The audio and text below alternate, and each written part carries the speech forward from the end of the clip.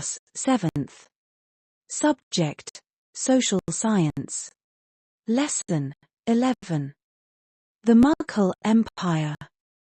During the 15th century, Indian subcontinent was divided into many small states which were always fighting with each other trying to assert its independence. Daulat Khan Lodhi, the governor of Punjab, and his son were ill-treated by Ibrahim Lodhi, the last sultan of Delhi Sultanate. Therefore Daulat Khan Lodhi and the Rana Sanga invited Babur, the ruler of Kabul, to invade India in 1526. Babur defeated Ibrahim Lodhi in the First Battle of Panipat. Who were the Mughals? Mughals were the descendants of Mongol ruler Genghis Khan of Central Asia. They had heard about the wealth of India. They wanted to capture it. Therefore they started continuous invasions at India. Result of this, Babur founded Mughal Empire in 1526 AD by defeating Ibrahim Lodhi in the First Battle of Panipat. Mughal Emperors. Babur 1526 to 1530 A.D. Humayun 1530 to 1540 and 1555 to 1556 AD. Akbar 1556 to 1605 AD. Jahangir 1605 to 1627 AD. Shah Jahan 1628 to 1657 Alpha.D. Aurangzeb 1658 to 1707 AD. Babur 1526 to 1530. Babur was the first king of the Mughal Empire. He came to India from Central Asia on an invitation from Daulat Khan Lodhi, the governor of Punjab, and Rana Sanga, the ruler of Mughal. Babur's conquests. Babur defeated Ibrahim Lodhi at the First Battle of Panipat in 1526 and occupies Delhi and Agra. This angered Rana Sanga. He led a huge army against Babur in the Battle of Kanwa. In 1527 AD, Rana Sanga was defeated by Babur in the Battle of Kanwa. With this, Babur had complete control over North India. He also defeated the Rajputs in the Battle of Chandari in 1528 AD. In 1529 AD, Babur defeated the Afghans in the Battle of Gagara. He died in 1530 AD. He was succeeded by his son, Humayun. Humayun 1530 to 1540 and 1555 to 1556. Babur died in 1530 AD. His eldest son Humayun succeeded to the Mughal throne. In 1540 AD, Sher Shah Suri defeated Humayun and exiled him from India. But in 1555 AD, Humayun reoccupied Delhi by defeating Sikandar Shah Suri, the successor of Sher Shah Suri. But Humayun died in 1556 AD. Akbar, AD 1556 to 1605. After the death of Humayun in 1556 AD, Bairam Khan performed the coronation of Akbar at Kalanur, Gurdaspur. Soon after Akbar's accession, he decided to capture Delhi and Agra again. The Mughal armies marched towards Delhi. In 1556 they met Hemu in the Battle of Panipat. In 1560 AD, Akbar won the battle and Hemu died. Akbar decided to end the regency of Bairam Khan and took over the government. Akbar's conquests.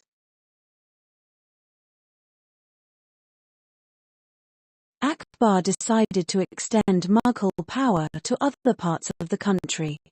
First of all, he conquered Maurya in 1561 AD, followed by Gwalior, Amber, and Jaunpur. Akbar offered a hand of friendship towards the Rajputs. He himself married a number of Rajput princesses. He also gave them high posts in his administration. Many of his trusted officials were Rajputs such as Raja Man Singh. But he also fought against those Rajput rulers who opposed him, such as Rana Pratap Singh of Muir. Why Akbar married the Rajput princesses? Akbar wanted to annex the whole country. He conquered Gujarat and Bengal. In 1595 AD, the region of Kashmir, Sindh, Orissa, and large parts of central India and Kandahar were conquered by Akbar. The northern parts of India was under Mughal control from 1595 AD to 1601 AD. Finally, the Mughal annexed Khandesh, Berar, and some parts of Ahmadnagar. Akbar was now the emperor of the larger part of India. Akbar's administration. Akbar was the real architecture of Mughal administration. He introduced innumerable administrative reformers. Central administration. The emperor was the head of civil and military administration. He was assisted by a number of ministers. The five most important ministers were the Wakil, Diwan-i-Ala, Mir Bakshi, Sadar Yosador, Faujdar, Kotwal. Provincial administration. In order to run the administration in smooth manner, Akbar had divided Mughal Empire into 15 provinces or subas. Subedar was the head of province. Subedar's main duty was to maintain peace in the province and to enforce the law and order. Diwan, he was the head of finance department of province. He maintained a record of income and expenditure of the province. Bakshi, he looked after the military administration of the province. He also made arrangements to mount the houses. Sadar, he prepared the lists of the saints and the purs of the state. Waqia Nawiz, he was the chief of the spy department. He maintained a record of all events that occurred in the province. Kotwal, he was a police officer. His main duty was to watch and maintain law and order in the city. Local administration. In order to run the administration of Mughal Empire in smooth manner, Akbar had divided the provinces into sarkas, district, paraganas, and villages. Land revenue systems. Land revenue was the main source of the Mughal Empire. With the help of Raja Todar Mal, revenue minister, Akbar introduced a lot of reformer in land revenue. 1. Measurement of land. 2. Classification of land. Measurement of land was measured into bighas. Classification of land. Akbar classified the whole land into 4 types. Polage land, this was the most fertile land. Therefore, any crop could be sown. Paroti land, this land was cultivated after 1 or 2 years. Charchar land, the Charchar land was cultivated after 3 or 4 years. Barren land, the barren land was cultivated after 5 or more years. Land revenue. Government took away 1/3 of the produce of the Polage and Paroti land.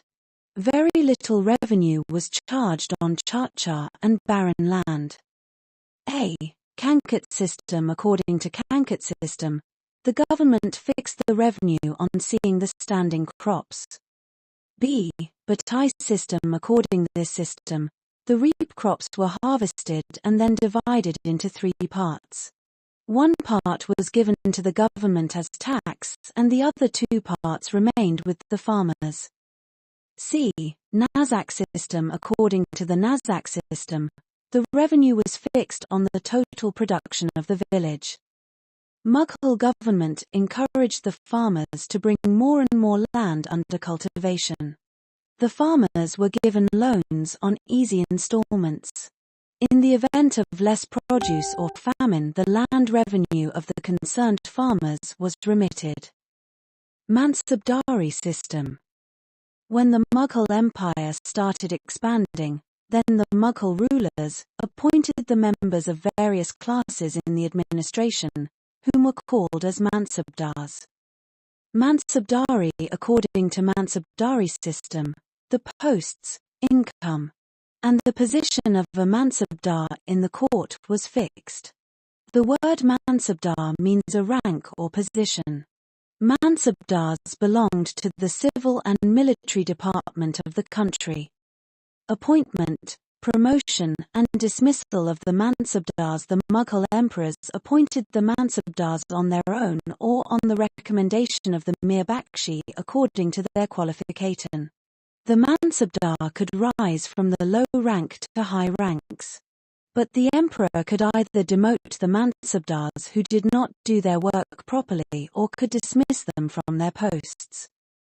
Categories of Mansabdars. The Mansabdars had 33 categories during the reign of Akbar Emperor. The lowest rank of a Mansabdar was that of 10 and the highest was 10,000. Categories of Zat and Sawar Mansabdars. The first category of Mansabdars held equal Zat and Saurari.e. 5,000 5,000. The second category of Mansabdars held their Sawar Mansab more than the half of their Zat Mansab, i.e. 5,000 3,000. The third category of Mansabdars held their Sawar Mansab less than half of their Zat Mansab, i.e. 5,000 2,000. Duties of the Mansabdars. The emperor could post the Mansabdars on any duty. They could be appointed in any administration department or ask them to present themselves in the court. Pay. The Mansabdars were given their salaries according to their ranks. Their salaries could be raised or deducted. Jahangir, 1605 to 1627 A.D. After the death of Akbar, his son Jahangir succeeded in Mughal throne. He ruled from 1605 to 1627 AD. Jahangir tried to consolidate Mughal Empire. He first crushed the rebellion of his son, Prince Khusrau. Next, he strengthened Mughal control over Awadh and Bengal. In 1613 AD, he defeated Rana Amar Singh, the ruler of Muir. But Jahangir allowed the Rana to rule over his territories on the condition that he would be loyal to the Mughals. He also conquered Kangra in 1620 AD. Jahangir conquered the fort of Ahmadnagar to expand the Mughal influence in the Deccan. But Malik Amber, military commander of Ahmadnagar, put up a stiff resistance and did not allow the Mughals conquer territories in the Deccan. Jahangir also lost Kandar to the Persians. Nur Jahan. Jahangir married Nur Jahan in 1611 AD. She was not only beautiful but also was an intelligent lady. She was very ambitious and took keen interest in the administration of the kingdom. Jahangir took her advice on all important issues. Once Jahangir became ill for a long time, Nur Jahan took over the administration of the empire. The royal decrees were issued at her order.